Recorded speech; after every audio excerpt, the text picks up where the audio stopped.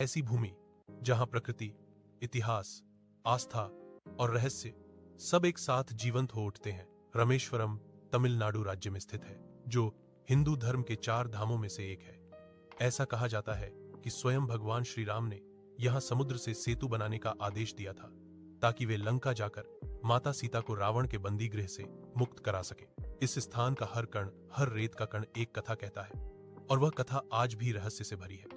रामेश्वरम तक पहुंचने से पहले जो दृश्य देखने को मिलता है, वह मानो किसी फिल्म से कम नहीं। समुद्र के ऊपर फैला पाम्बन ब्रिज, जिसे भारत का पहला समुद्री पुल कहा जाता है, लगभग 2 किलोमीटर लंबा है। जब ट्रेन इस पुल से गुजरती है तो दोनों ओर सिर्फ लहरें, नीला आसमान और हवा की सिसकारियां सुनाई देती हैं। कहा जाता है कि जब हवाएं तेज चलती हैं तो यह पुल भी समुद्र के साथ हल्का सा झूमता है, मानो प्रकृति खुद यात्रियों का स्वागत कर रही हो। पर कई लोगों का कहना है कि रात के समय इस पुल पर एक अदृश्य शक्ति का एहसास होता है। कुछ मछुआरे कहते हैं कि कई बार समुद्र के बीचों बीच प्रकाश के गोले दिखाई देते हैं, जो अचानक गायब हो जाते हैं। क्या ये किसी रहस्यमयी ऊर्जा के संकेत हैं, या फिर यह वही राम सेतु की ऊर्जा है जो आज भी समुद्र की लहरों में जीवित है? कोई नहीं जानता। रामेश्वरम के पास ही स्थित है राम सेतु, जिसे एडम्स ब्रिज भी कहा जाता है। कहा जाता है कि यही वह स्थान है जहां हनुमान जी की वानर सेना ने समुद्र पर पत्थरों से पुल बनाया था।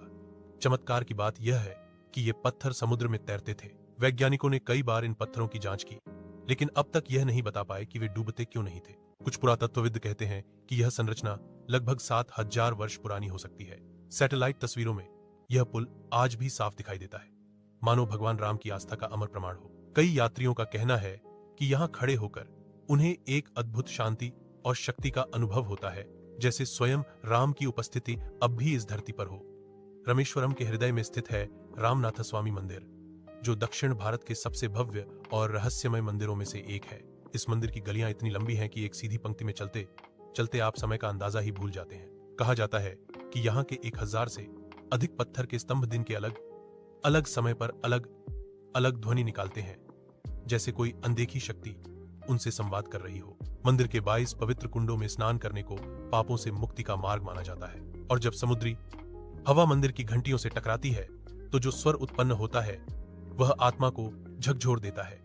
कहा जाता है कि पूर्णिमा की रात में जब चांदनी समुद्र पर गिरती है तो लहरें मानो राम नाम जपती हैं। कई यात्रियों ने यह दावा किया है कि उन्होंने रात के समय किसी अदृश्य सेना के कदमों की आवाज सुनी है, जैसे कोई पुल पर चल रहा हो। अगर आपने कभी इस स्थान की यात्रा नहीं की तो मानो आपने धरती पर स्वर्ग को देखने का अवसर खो दिया। कहते हैं जहां आस्था और प्रकृति मिलती है वहीं सच्चा स्वर्ग बसता है, और रामेश्वरम